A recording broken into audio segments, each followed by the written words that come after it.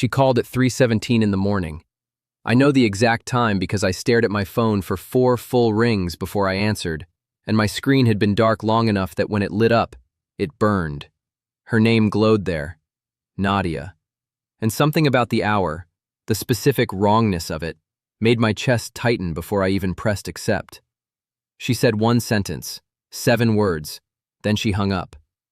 I lay there for the next 40 minutes looking at the ceiling, and I understood, in the slow building way that certain things become undeniable, that something between us had just changed. The question was whether I was going to pretend it hadn't. The ceiling had nothing useful to tell me. I had painted it 2 years ago. Nadia had been there for that, had held the roller while I climbed, had laughed when I got white on my left ear and didn't notice for 4 hours. That's the kind of thing that lives in ceilings, apparently. Small, archived afternoons. I was very good at pretending with Nadia Reyes. My name is James Calloway. I'm 34. I build custom furniture, tables, shelves, the occasional bed frame for people who want something their grandchildren can inherit. It's unglamorous work that leaves sawdust in places I don't discover for days, and I have a 2-bedroom apartment in a city where a 2-bedroom apartment means you're either doing fine or deeply in denial about your finances. I am doing fine. Mostly. Nadia and I have been best friends for 6 years. That's how I would have described it to anyone who asked, and I would have delivered it with complete conviction, because I had spent a significant portion of those 6 years convincing myself it was accurate. We met at a trivia night. She was on the opposing team. She accused me, loudly and incorrectly, of stealing her answer about the capital of Burkina Faso. I had not stolen it. I simply knew it. And when our teams tied, the tiebreaker was a single question neither of us got right, and we both laughed at the same time about the same wrong answer, and after that it seemed rude not to get a drink. 6 years later, she still maintains she knew Ouagadougou first. She did not. Nadia is 32. She teaches secondary school English and assigns books that make her students cry and writes meticulous notes in the margins of every novel she reads, which I know because her bookshelves are in her living room, and her living room is a place I have been approximately 400 times. She carries a yellow mechanical pencil everywhere, one of those heavy brass ones that weighs more than it should, and tucks it behind her ear when she's thinking. I have pulled that pencil out of her bag in 3 different cities when she couldn't find it and panicked. She is the sharpest person I know. She reads a room the way other people read subtitles. She is genuinely, bafflingly funny at the exact moments you don't expect it. She laughs like she's catching herself, a quick thing, surprised out of her, and the best version of it happens when something is funnier than she wanted it to be, and she has to look away to collect herself. We have never been anything other than what we said we were. I told myself this was a feature, not a problem. I was remarkably convincing. The reason we hadn't gotten together, if I had to articulate it honestly, was that I had decided early on that losing Nadia would be worse than not having her. That calculation made perfect sense to me for approximately 5.5 years. Then she called at 3:17 in the morning, and 7 words unraveled all of it. It started properly 3 weeks before the phone call, at a birthday party for our mutual friend Dev. His apartment was warm, in the way apartments get when there are too many people and not enough windows open. Close and sweet-smelling, someone's candle competing with someone else's jacket left too near the radiator. The music was low, and the conversation was loud, and I found Nadia near the kitchen, leaning against the counter with a glass of something she'd made a face at, clearly not drinking it. "Dev's bought a $40 bottle of wine and served it in a mug," she said when I reached her. To be fair to Dev, he's never claimed to understand wine. He claimed to understand it last March. I was there. He understood it incorrectly last March. She laughed, the catching kind, the one she had to look away from, and I felt it, the way I always felt it, in my sternum. Like something resonating that had no business resonating. We spent the next hour standing exactly where we were, talking to other people intermittently, drifting back to each other between conversations the way water finds its level. I noticed this. I had always noticed it. I was good at noticing things I had decided not to act on. Later, Deb's younger sister cornered me in the hallway. Her name was Priya, and she had opinions. "How long have you and Nadia been together?" she asked. "We're not together." She looked at me with an expression that was almost sympathetic. "Okay," she said. Just that. Like she was accepting something I wasn't ready to hear. The party ended. Nadia and I shared a cab because we live 4 minutes apart. She was quiet in the back seat. Not unhappy quiet, just the particular quiet of someone who is thinking in the direction of something without wanting to say it. I noticed. I filed it. I did not ask. At her building, she said goodnight, and something else I didn't quite catch. And I said goodnight back, and the cab pulled away, and I spent the ride home blaming Dev's wine. I should tell you what Priya said to me, exactly. I wasn't ready to sit with it at the party, but it had been sitting with me since. She had looked at the way I crossed the kitchen to hand Nadia her jacket before she'd asked for it. Nadia had mentioned she was cold 15 minutes prior, and I'd gone back for it without thinking.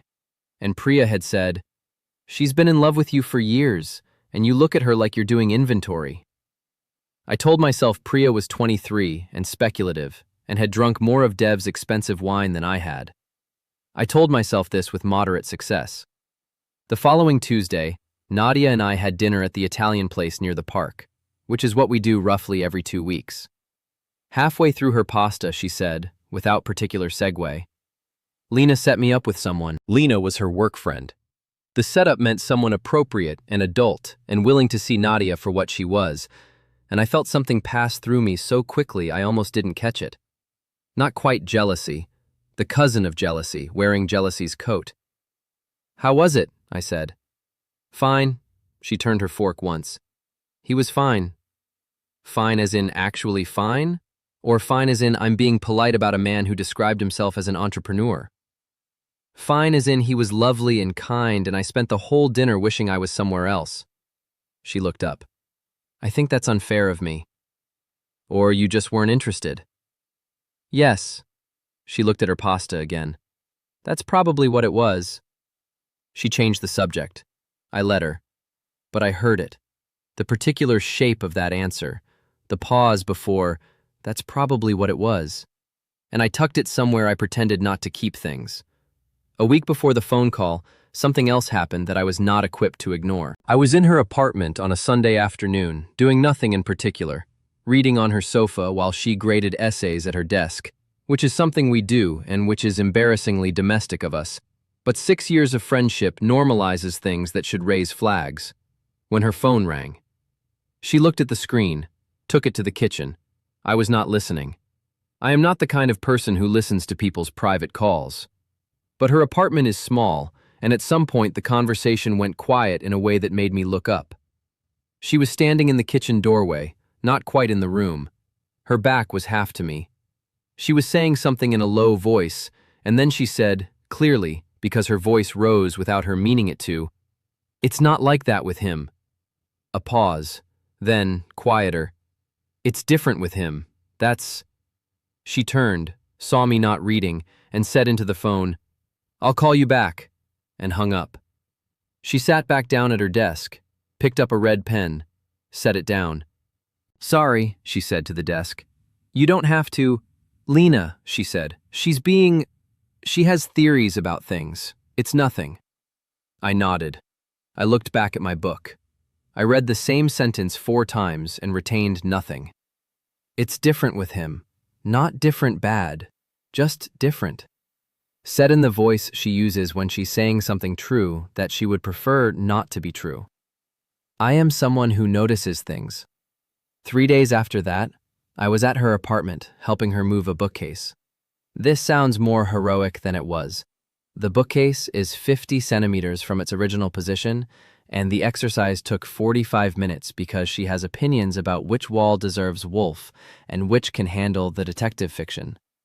I was sitting on her floor with my back against the new arrangement, and she was cross-legged next to me, and we were arguing about whether Rebecca is a ghost story or a marriage story. It is obviously both. She conceded this eventually. When her phone buzzed, she glanced at it, set it face down, then looked at me with an expression I can only describe as guilty, except that didn't make sense, because Nadia rarely looks guilty without reason. "What?" I said. "Nothing." Too fast. She laughed once, slightly wrong. "Just Lena." She picked up the phone, typed something quickly, and put it in her pocket. Her fingers tightened once around the yellow pencil before she tucked it behind her ear. That was the moment I started paying different attention. Not because of anything she said, because of the length of that pause. Because her voice had dropped just a little on "just Lena," the way voices do when they are technically telling the truth, but technically is doing a lot of work. I did not do anything with this information. This is what I told myself I was doing. Not doing anything with it, which is a remarkable thing to believe when you are clearly doing something with it. The something I was doing was turning it over quietly, every day, like a stone I kept finding in my pocket. She texted me 2 days before the call. Just, "Do you think it's possible to have the same conversation with someone for 6 years and only realize halfway through year 6 that you've been having the wrong one?" I stared at that for a long time. I typed 3 different responses. I deleted all 3 and sent back, "What kind of conversation?" She sent, "The obvious kind." Then, "Never mind, forget I said that." Then, 20 minutes later, "How's the walnut table coming?" I am someone who notices things. I notice them, and I catalog them, and I file them carefully away, and I make absolutely no moves, because I have spent 6 years building a life that has Nadia in it, and I am terrified of what happens if I get that wrong. This is not wisdom. It is extremely sophisticated cowardice. I was quite good at it. I replied about the walnut table. We talked about the walnut table for the rest of the evening. I lay awake that night thinking about none of it. I am lying. I thought about all of it. I am someone who notices things. The call came at 3:17 on a Thursday. I had been asleep for 2 hours. My phone lit up and I saw her name, and my first thought was, something's wrong. The animal alarm of an unexpected call at an unreasonable hour. I answered on the 4th ring. She sounded warm and slightly distant, the specific acoustic signature of someone who has had more than they planned. "James." She said my name the way you say a name when you've been thinking it for a while. "I need to tell you something." "Nadia, are you all right?" "Yes. No. I'm at Lena's. I'm fine. I just—" A pause, the sound of her exhaling slowly. "I sent you something, earlier tonight, from Lena's laptop." I had not checked my email. I told her so. "Don't read it," she said. "I'm asking you not to read it." I said okay. I said I wouldn't. "I mean it, okay? Just delete it." "Nadia, what's in the email?" A long pause, the kind that means she's deciding something. "Something I can't take back," she said, and then she hung up. I stared at the ceiling for 40 minutes. I did not open my laptop. I stared at the ceiling, and I thought about 6 years of trivia nights and borrowed jackets and wrong wine in mugs and the way she laughed when she was catching herself. I thought about I spent the whole dinner wishing I was somewhere else. I thought about her fingers tightening around a pencil. I am someone who notices things. At 4:03 in the morning, I got up, put on my jacket, and drove 4 minutes across the city. Lena's building has a call box. I used it. Lena, to her credit, buzzed me in without asking questions, which means Nadia had been talking, and Lena is either very perceptive or very romantic, and possibly both. Nadia was in the kitchen, standing at the counter with a glass of water she hadn't touched, wearing what I assumed was borrowed clothes, an oversized gray sweatshirt that wasn't hers, and her hair down. And when she saw me in the kitchen doorway, her face did several things in rapid succession. Surprise. Something like relief. Then something that looked very much like fear. "You weren't supposed to come here," she said. "You called me at 3 a.m. I was drunk. "You're sober now." "I am considerably less drunk than I was." She looked at the counter. "That's not the same thing." I crossed the kitchen, stood on the other side of the counter from her, close enough that she would have had to make a choice to step back. "I didn't read the email," I said. "Good." "Nadia." She looked up. Her eyes were doing something careful, like she was trying to decide how much of this she had already made unavoidable. "Tell me what you said," I said. "In the email. Tell me yourself." James, you called me at 3 in the morning to warn me. If it was nothing, you would have just deleted it. If it was nothing, you wouldn't have sent it in the first place. She was quiet for a long time. She picked up the water glass, set it down again, looked at her own hand. I've been trying to write it for 4 months, she said finally. The email. That's embarrassing to say out loud, but there it is. 4 months of starting it and closing it. And tonight I had exactly enough wine that I just... She stopped, pressed her lips together, sent it before I could stop myself, which was clearly a deeply considered adult decision. I did not laugh. I wanted to. She was being funny about the precise thing that was undoing me, and that is such a Nadia thing to do that it made my chest ache. Say it, I said. Whatever it is, say it out loud. She looked at me then, really looked, the sustained kind, holding my gaze for a moment longer than felt safe. Her voice dropped to the register she uses when she means it. I love you, she said. Not, she stopped, breathed. Not the way I've been calling it, not the you're my best friend version. I've been calling it that for a long time, and I'm tired of the wrong name for it. The room changed. No, I changed in it. Something in my chest went still. Not dramatically, just still, like a hand on water. She looked away first. Her fingers found the counter edge. She held it.